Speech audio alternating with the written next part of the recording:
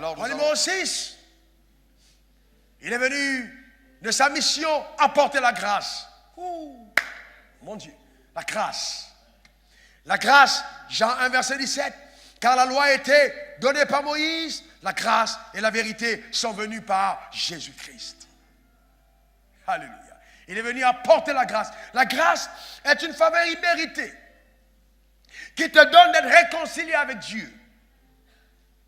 Mais c'est aussi une capacité que le ciel te donne pour vivre pour Dieu et pour faire tout ce à quoi Dieu t'a destiné.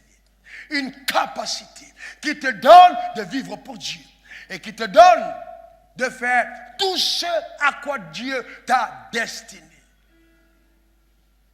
Donc ne dis plus je ne peux pas, je ne peux plus, je ne peux pas, je ne peux pas. Non, la grâce te rend capable. Alléluia. Amen. À une époque, il y avait des femmes au Bénin, on les appelait Mama Benz, les femmes capables. Parce qu'elles détenaient l'économie. Elles avaient toujours, et elles étaient aussi bien engraissées. Elles étaient des femmes qui pèsent. Est-ce que quelqu'un comprend de quoi je parle? Elles tenaient l'économie. Mais nous sommes des hommes et des femmes capables dans le royaume. Alléluia, à cause de Christ. Amen. Et c'est pourquoi c'est simplement terrible de voir un enfant de Dieu qui ne se prend pas au sérieux. La manière de s'habiller, la manière de se coiffer, la manière... Vous savez, faites attention. La grâce nous a été faite. Marchez comme des personnes graciées. Habillez-vous comme des personnes graciées. Parfumez-vous, même si c'est au citron et à l'ail. Je peux vous faire une composition totalement... Sérieux, sérieux. Un bon parfum bio de citron avec un peu d'ail. Tu frottes et puis tu tournes et tu mets sur les aisselles. Et puis on te demande, mais quel est le nom de ton parfum? Tu restes calme, tu dis ça, c'est une marque déposée rare. Est-ce que ça va pour certains d'entre nous? Amen. Alléluia. Donnons envie au monde, amen. Donnons envie au monde. Ne prenons pas cette grâce pour la mettre dans des vases qui ne glorifient pas le Seigneur. Glorifions Dieu avec nos corps. Coiffe-toi bien. Habille-toi bien. Si ça demande que tu mettes des mèches qui viennent d'Asie, mets-les jusque-là. Mais il faut que dans le cœur, tu aies la vie qui vient du ciel. C'est ce qui compte.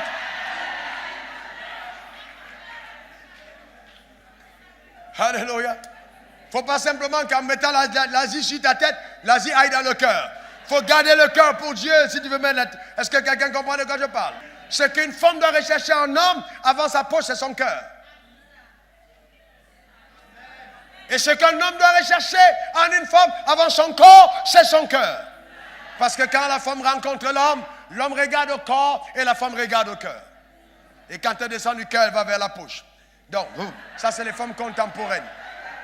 Donc il faut regarder jusqu'au moindre détail. Il ne faut pas compromettre ton engagement dans le royaume. Amen. Et je disais à un jeune homme à qui je parlais hier, j'ai dit, il faut faire très attention.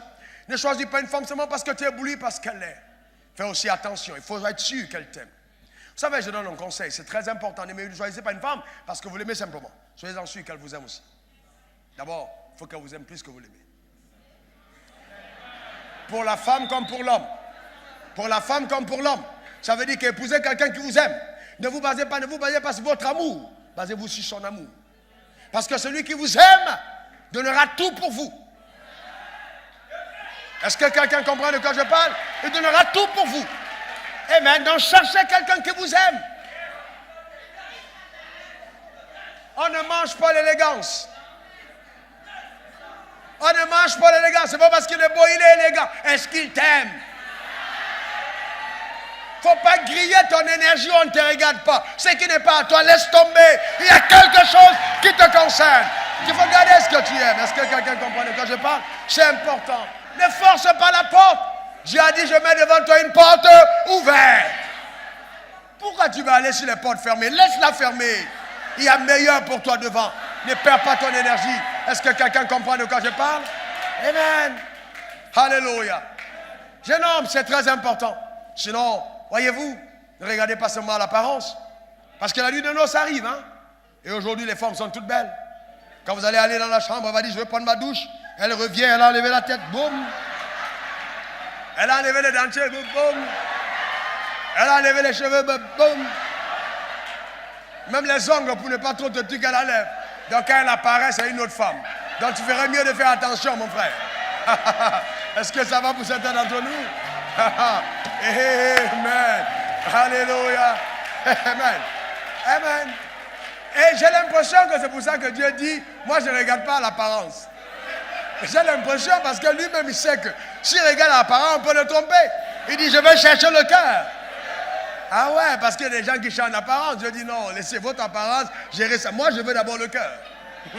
Si tu es fils de Dieu, sois comme Dieu. Cherche le cœur, mon frère. Ma soeur, cherche le cœur. Est-ce que ça va? Amen. Ça va pour chacun d'entre nous? Qui est simplement content d'exister dans le royaume des cieux? N'est-ce pas fabuleux? Amen. Donc, il est venu t'apporter la grâce. Donc, 2 Corinthiens 6, verset 11. Puisque nous travaillons avec Dieu, nous vous exhortons à ne pas recevoir la grâce de Dieu en vain. La grâce est une capacité. Une capacité. Ne la recevez pas en vain. Ne la recevez pas en vain. Oui, bien-aimé, ne prenez pas la grâce de Dieu en vain. La grâce existe. Ce n'est pas parce que tu as la grâce que tu vas passer tout ton temps à dormir. La grâce te pousse au travail, te donne une capacité. Il faut collaborer avec la grâce. Oh, que quelqu'un lève sa main droite vers le ciel. Dis, Seigneur, merci pour la grâce que tu m'as donnée. Merci pour la grâce qui est en moi. Je règne par la grâce. Au nom de Jésus. Amen. Alléluia.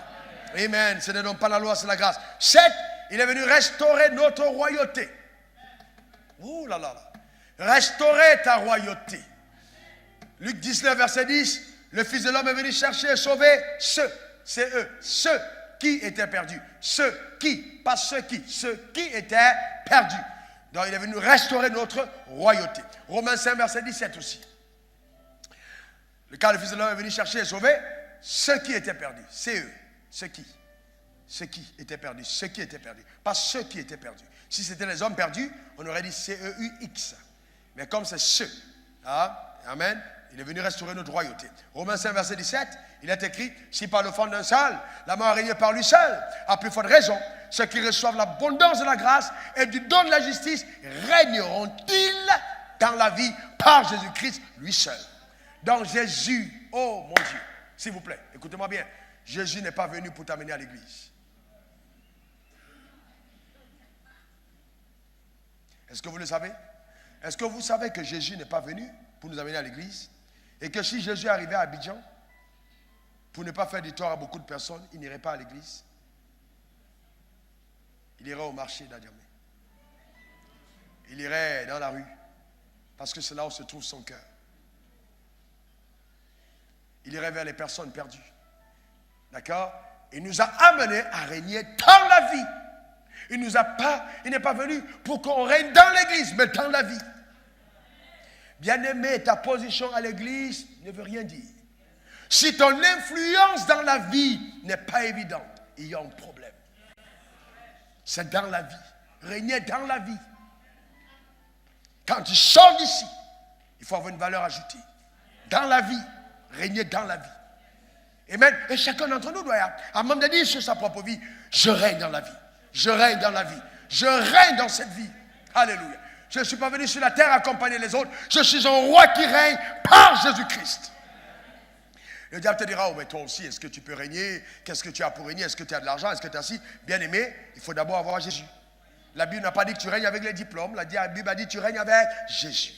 Si tu as Jésus, tu règnes. Mais comment est-ce que ça va se faire? Ce n'est pas ton problème. Jésus a dit, tu règnes par lui. Alors si tu as Jésus, tu règnes. C'est tout simplement. Tu règnes dans la vie. Le règne est notre partage. Nous sommes appelés à régner. Il n'y a pas de roi sans territoire. Toi. Amen. Il ne faut pas dire que je suis roi et puis tu vas te transporter en Angleterre pour dire je règne en Angleterre. La reine d'Angleterre va te dire c'est mon territoire. Chacun a son territoire de règne. Il faut découvrir ton territoire.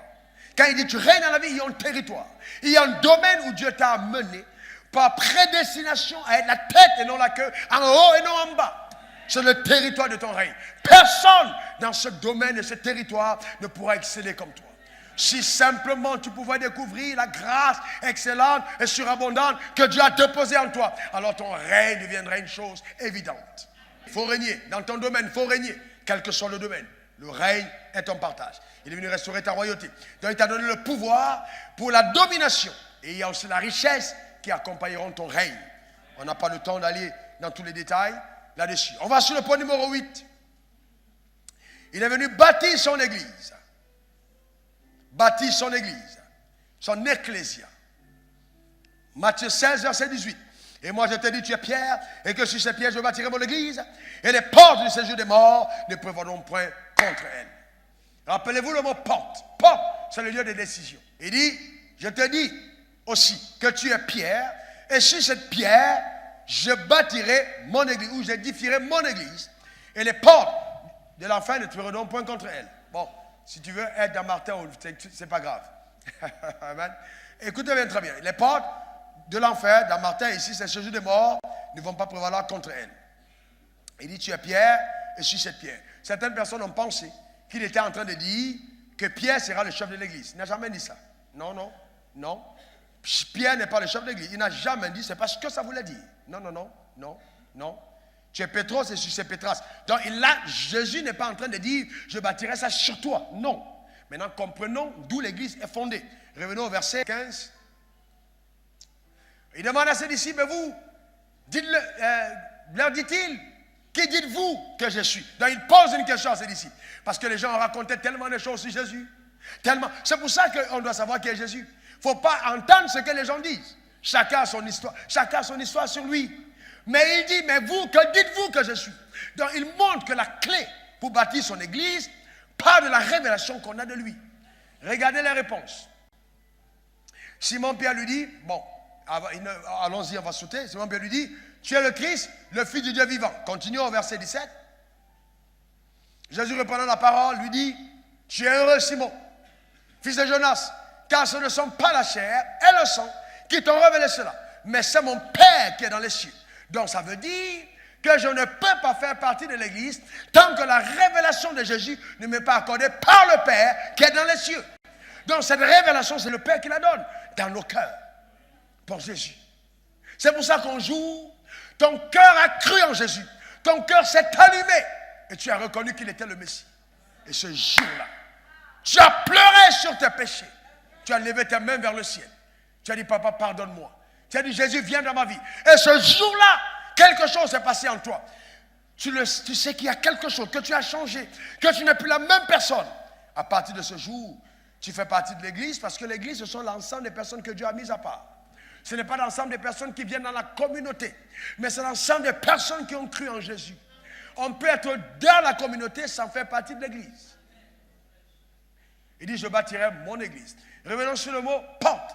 La porte, c'est le lieu de décision. C'est-à-dire, porte, c'est l'endroit où l'enfer prend ses décisions. Et il dit, je bâtirai. Ramène-moi la version Martin, s'il te plaît. Je bâtirai. Et les portes de l'enfer, moi j'aime ça. Les portes de l'enfer, c'est-à-dire toutes les décisions qui sont prises en enfer ne vont pas prévaloir contre toi. Et je vais vous dire une chose. Les sorciers, les mages, les spirites, tous ces gens, les sectes, etc., leur quartier général, c'est l'enfer. Leur quartier général, c'est l'enfer. Dans toutes les décisions qu'ils prennent, leur headquarter, le quartier général, c'est l'enfer. Et la Bible dit les portes de l'enfer ne prévalent pas contre l'église. Donc ils n'ont qu'à aller se mettre ensemble, allumer les bougies, faire les incantations, citer ton nom aussi longtemps que ça sort de l'enfer, c'est muselé. Ça ne t'atteindra jamais. Quelqu'un me donne un bon amen. Quelqu'un donne un très bon amen. Et je veux avertir ces personnes en disant que si vous continuez, on risque de vous amener à Williamsville avant votre heure. On ne s'amuse pas avec quelqu'un que Dieu a mis à part. On ne s'attaque pas impunément à l'église. Est-ce que quelqu'un comprend de quoi je parle? La Bible dit ne touche pas à mon oint. Chaque enfant de l'église est partie des oints de Dieu, des choisis de Dieu. Personne ne pourra te toucher. Aucune force, aucune puissance, aucune arme, aucune flèche, aucun fétiche contre ta destinée. C'est une perte de temps. C'est du temps perdu. Car il a dit, je bâtirai mon église. Écoute-moi bien, s'il te plaît, écoute-moi bien, s'il te plaît. Cette phrase est forte. Là, Jésus est en train de dire, mon église. Oh là là là, mon église. C'est-à-dire que tu ne t'appartiens plus toi-même. Il dit, mon église. Tu ne t'appartiens plus. Si quelqu'un vient prendre cette Bible, c'est ma Bible. Ce n'est pas la Bible de se défendre. C'est ma Bible. Donc si tu veux la prendre, il faut la prendre de ma main. C'est ma Bible. Je dois protéger ma Bible. Mon argent est à moi. Si tu veux prendre, il faut passer par moi. C'est mon argent. Et il dit, je bâtirai mon église. C'est-à-dire, tu es son église. Tu lui appartiens. Donc, si quelqu'un veut pouvoir te prendre, il faut qu'il défie le Père. C'est pourquoi il dit, je vous ai dans mes mains. Et personne ne pourra vous ravir de mes mains. N'est-ce pas glorieux? Et certaines personnes pensent que c'est parce qu'ils ont trop prié. Riba, Dieu m'a protégé. Non! Dieu te protège parce que tu lui appartiens. Quelqu'un dit, je suis de l'église du Seigneur. Mais s'il te plaît, dis-le avec foi. Alléluia. Amen. Pourquoi les hommes sont si méchants? Vos enfants à la maison, ceux qui volent dans la marmite, ceux qui volent votre argent, ceux qui sont rebelles, est-ce que vous permettez aux bandits de venir les frapper chez vous? Est-ce que vous pouvez permettre? Pourquoi vous pensez que Dieu il va permettre que le diable entre dans la maison pour venir frapper ses enfants? Est-ce que tu appartiens à Dieu? Alors s'il y a un problème, Dieu va le régler avec toi. Le diable n'a pas été choisi dans le royaume de Dieu comme étant le punisseur des fautes des enfants du royaume. Il n'a qu'à s'occuper de ses enfants. Tu en perds, j'en perds. Il n'a qu'à s'occuper de ses enfants. Moi j'en perds, tu en perds. Est-ce que quelqu'un comprend de quoi je parle? Arrêtons de donner l'autorisation à Satan qui n'a pas. C'est l'église de Dieu. Les portes de ce jour des morts ne vont pas prévaloir. Oh, il parle comme ça parce qu'il a la foi, non. Il parle parce qu'il est pasteur, non. Je parle parce qu'il est Dieu. Point numéro 9. Et il est parti nous préparer une place auprès de Dieu. Waouh. Jean 14, 12. 2. Il y a plusieurs demeures dans la maison de mon Père. Si cela n'était pas, je ne vous l'aurais pas dit. Je vais vous préparer une place. Heureusement. Il est parti chercher une place pour nous. Bien-aimé, je te garantis, même s'il y a tremblement de terre, ta maison qui est là-haut ne sera pas détruite. Il y a un château que Dieu te construit. Il y a une maison qu'il construit pour toi. Il dit, je suis allé vous préparer une place. Ça ne sert à rien d'habiter aux deux plateaux et de te retrouver à Yopougon du ciel. Parce que, laissez-moi vous dire une chose, vous ne comprenez pas peut-être ce que j'ai entendu, c'est sérieux. Au ciel, on n'aura pas tous les mêmes récompenses. Il y aura ceux qui seront dans une gloire juste à côté et ceux qui seront pratiquement à côté de l'endroit qu'on appelle les ténèbres du dehors. C'est-à-dire là où il y a les pleurs et le grincement des dents. C'est-à-dire quand tu vois là où Wafo est assis, tu commences à regretter éternellement. Oh papa, si j'avais su, j'allais gagner les âmes, j'allais évangéliser. Oh mais il est tard parce qu'on ne peut plus te redonner la chance. On te montre tes couronnes que tu devais avoir, mais on te met dans les parvis du ciel. Que cela ne soit pas ton partage. Dans tous les cas, les parvis du ciel, ça vaut mieux que l'enfer. Est-ce que ça va pour quelqu'un d'entre nous? Alléluia. Amen. Amen. C'est pour ça qu'il dit, le jugement commencera d'abord par les gens de sa maison. Il va juger dans la maison. Et il va donner des récompenses, il va donner des couronnes. Amen. Ne sois pas décoré sur la terre sans couronne au ciel. Travaillons pour le ciel. Travaillons pour ses intérêts. Car le jour arrive où nous serons accueillis triomphalement là-haut.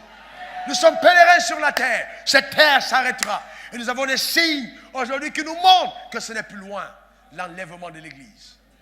Le dernier point, oui, il viendra chercher son Église. Jean 14, verset 3. Et lorsque je m'en serai allé et je vous aurai préparé une place, je reviendrai vers vous, je vous prendrai avec moi afin que là où je suis, vous y soyez aussi. Alors, écoutez-moi bien, vous allez aimer ça. Jésus me dit de vous dire que les travaux des maisons sont terminés. Je suis sérieux. Jésus me dit de vous dire que les travaux des maisons sont terminés. Donc maintenant, il peut revenir. Parce qu'il a dit, quand je vais terminer, je reviendrai vous chercher. Là, il a terminé les travaux, tout est déjà bien fait. Amen. Maintenant, il peut venir chercher l'église. Bien aimé, quand vous regardez le monde et ce qui se passe, ne soyez pas dupes. Je vous garantis, le monde est en train d'aller à sa fin. Est-ce que vous comprenez? Qui aurait imaginé ce qui se passe aujourd'hui aux États-Unis? Qui aurait imaginé toute la tournure, d'accord, de la géopolitique mondiale à l'heure actuelle? sauf les prophéties l'avaient annoncé. Donc si nous voyons ces signes partout, si nous voyons cela se produire, nous voyons, n'est-ce pas, Magog et Gog se lever maintenant. Bientôt ce sera l'enlèvement de l'Église. L'Église sera enlevée. On ne restera pas sur la terre. On sera enlevé. La tribulation continuera. Bien-aimés, aujourd'hui, il y a des endroits, j'ai oublié le pays, où on met la puce dans la peau pour acheter. Tu as la puce, on achète. Tu as eu quelque part, tu mets ta main comme ça pour acheter. Tu n'as plus besoin de cartes magnétiques. C'est installé à l'intérieur. Tu mets ta main comme ça, tu passes. Un jour, je vous projetterai le reportage. Je l'ai. Vous passez. C'est en Espagne. On expérimente ça maintenant. Où la puce, ça fonctionne. D'autres personnes le mettent même sur le cou. D'accord? On expérimente. Mais quand on parlait de ça avant, on pensait que c'était un rêve. Mais aujourd'hui, ça arrive. Est-ce que quelqu'un... 666, le chiffre de la bête, bientôt sera impossible. Bien-aimé, je vous garantis, ce monde court à sa fin. Le croyant doit marcher dans la conscience que Jésus revient bientôt chercher notre église. Amen. Est-ce que quelqu'un comprend de quoi je parle? Il viendra chercher. Et la Bible dit, 2 personnes seront en train de travailler dans les champs. Soudainement, un sera enlevé. C'est en train de causer, et puis l'autre a disparu. Le pire, c'est que Marie est femme dans la chambre, et puis un est parti. Le gars se retrouve seul, elle était là, mais pouf, elle est partie, Béli est parti. Est-ce que quelqu'un comprend de quoi je parle? Nous devons faire très attention, bien-aimés. Le diable nous séduit.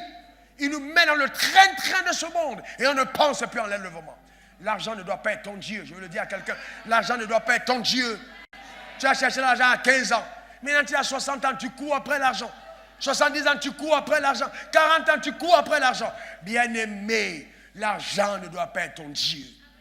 Dans le royaume des cieux, si vous courez après Christ, il vous donne tout ce qui est à vous. La Bible dit, allez et prêchez la bonne nouvelle à toute la création. N'est-ce pas? À toute la création. Pas à toute la créature simplement, mais à la création. Racontez les merveilles de Dieu. Dites à l'argent que vous êtes racheté. Quand vous prenez l'argent, regardez l'argent et dites à l'argent, je suis racheté de l'Éternel. Parlez à la création, annoncez la bonne nouvelle. On ira ensemble à l'église pour adorer. Parlez à votre voiture, parlez aux maisons. Et laissez voir comment est-ce que la création viendra se mettre à vos pieds.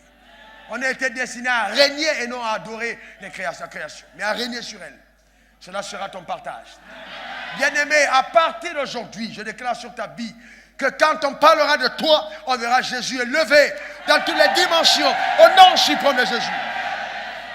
Jésus n'est pas une fable, Jésus n'est pas une histoire. Amen. Jésus, c'est la vérité, c'est le chemin, c'est la vie.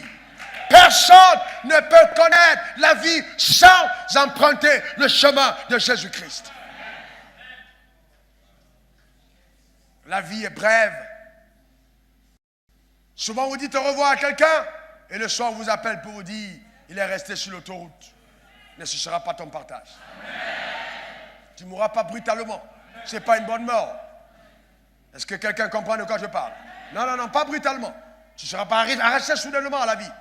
Mais, tiens-toi prêt tous les jours. Parce que si ce n'est pas un accident, Jésus peut se pointer à l'horizon. Et dire, je vais chercher mon église. Et nous partirons. Et quand nous allons partir, il y aura le chaos sur la terre. Le diable va mélanger les personnes qui se venaient à l'église, qui entendaient parler de Jésus, mais qui n'étaient pas sérieuses. La Bible dit, leur salut sera au prix de leur sang. Ce sera terrible. La douleur. Et après, Jésus reviendra. Il va arranger tout sur la terre. Il y aura une nouvelle terre. Et on va vivre sur cette terre 1000 ans. Alors, nous viendrons pour 1000 ans. Il n'y a aucun homme sur la terre qui a vécu 1000 ans. Dieu nous donnera 1000 ans de vie. 1000 ans. C'est-à-dire, quand tu as 70 ans, la sève de la vie est en train de ruisseler. 100 ans, 200 ans, 300 ans. Tu vas enjoy la vie comme tu veux. C'est-à-dire, il n'y aura plus de pleurs, comme tu veux. Amen. Tu veux, c'est-à-dire, les habits que tu veux, tu auras. Chaussures, tu portes. Jésus va te rassasier de ça. Maintenant, il dit, bon les gars, vous êtes fatigués de la terre. Les voitures que tu vas conduire, c'est n'importe. C'est-à-dire, c'est les autoroutes glorieuses, l'or partout. Après, il dit, bon, maintenant que vous avez pris la revanche sur la vie, repartons là-haut. Que Dieu bénisse ton âme, que Dieu bénisse ta vie, que Dieu te garde et que sa main puissante soit sur toi. Est-ce qu'on peut bénir son nom? Est-ce qu'on peut célébrer l'Éternel? Alléluia.